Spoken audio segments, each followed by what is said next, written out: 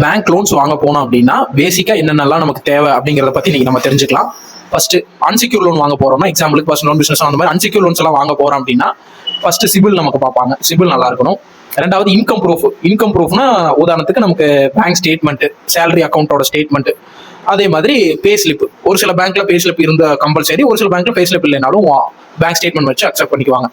இதே செக்யூர் லோனா நம்ம போனோம் அப்படின்னா இது 2 டாக்குமெண்ட் இருந்தாலே போதும் அன்செக்யூர் லோனுக்கு. இதே செக்யூர் லோனா போனோம் அப்படின்னா பேசிக்கா என்னென்னலாம் பார்ப்பாங்கன்னா அதே மாதிரி சிபில் பார்ப்பாங்க. ரெண்டாவது நம்மளோட இன்கம், நான் சொன்ன மாதிரி தான் இன்கம் ப்ரூஃப் ஏதோ ஒன்று கேட்பாங்க. மூணாவது கொலட்ராலா என்ன நம்ம டாக்குமெண்ட் கொடுக்குறோமோ, கொலட்ரால் என்ன கொடுக்குறோமோ அதுக்கான ப்ராப்பர் டாக்குமெண்டேஷன்.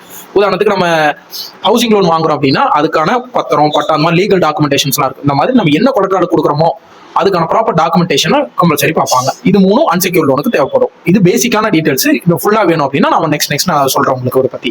இன்னும் வேற ஏதாவது லோன்ஸ் பத்தின டவுட்ஸ் ஏதாவது இருந்துச்சு அப்படின்னா கீழே கமெண்ட் பண்ணுங்க, அதுக்கான கிளாரிஃபிகேஷன் நான் உங்களுக்கு தரேன்.